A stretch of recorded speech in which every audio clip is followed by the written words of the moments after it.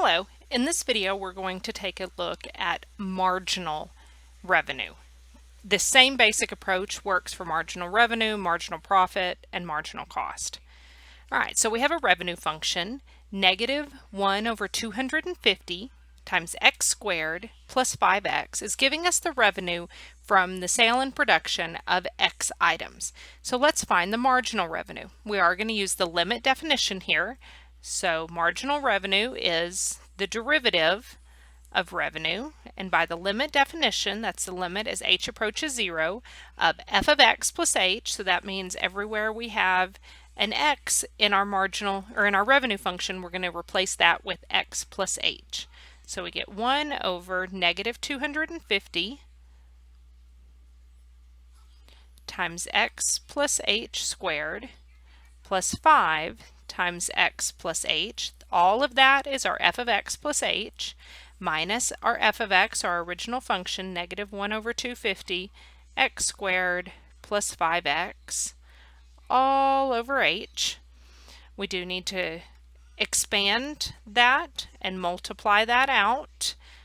So we'll get negative 1 over 250. Order of operations says we need to square that first. X plus h squared is x squared plus 2xh plus h squared. Distribute that 5 and we'll get plus 5x plus 5h. We can distribute the negative on the second set of parentheses. That's going to make it a positive 1 over 250 x squared and a minus 5x all over h. We do have a negative 5x and a positive 5x that are going to add to 0. We can distribute that negative 1 over 250. So when we do that, we get negative 1 over 250 x squared plus 2 times negative 1 over 250 is negative 1 over 125. We still have our xh there, minus 1 over 250 h squared. We still have plus 5h and plus 1 over 250 x squared. That 250 x squared, 1 over 250 x squared, are going to add to 0. Everything that's left in our numerator has an h. We can factor that h out, and when we do, we get negative 1 over 125x minus 1 over 250h plus 5 all over h. We've got a common factor of h on the top and bottom. We can divide that out. And we're left just with what's in the parentheses, negative 1 over 125 times x minus 1 over 250 times h plus 5. And if we take the limit of that as h goes to 0, we can plug in h equals 0 and we'll get negative 1 over 125 times x plus 5. That is our marginal revenue function. So that would be the answer to the first question here. Our second question is, what is that marginal revenue evaluated at 300? So we just found our marginal revenue to be,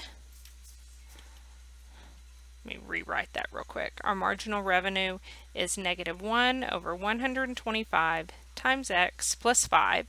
So if we plug in a 300 there, our marginal revenue evaluated at 300 is negative 1 over 125 times 300 plus 5. And if you plug that into the calculator, you should get an answer of 2.6. And this, I'll hold off on the units until we answer the last one.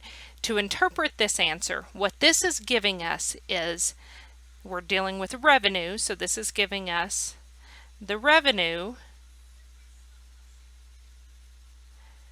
from the production or from the sale of, the production isn't going to come into it on the revenue, from the sale of the next item. So in this case, we started at 300, so that next item is going to be the 301st item. The units on this are going to be dollars per item. That means that if a company increases their sale or are able to sell one more item, that one more item is going to make them $2.60. They're able to increase their production and sell one more item. That one item itself is going to increase approximately, this is an estimate.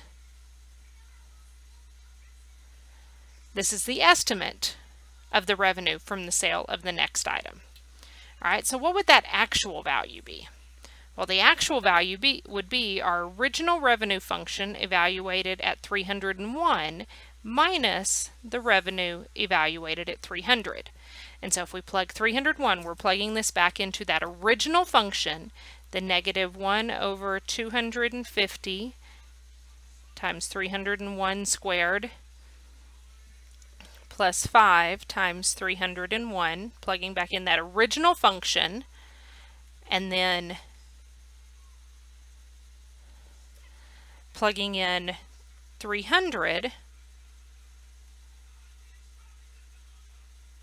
If we plug in 301, we get 1,142.596. That is giving us the total revenue for everything up to 301 items.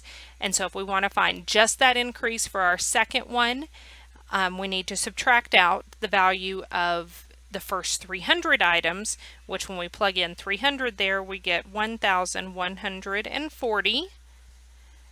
And if we subtract those, we get 2.596, which if we round that to the nearest penny, does give us $2.60 for that 301st item.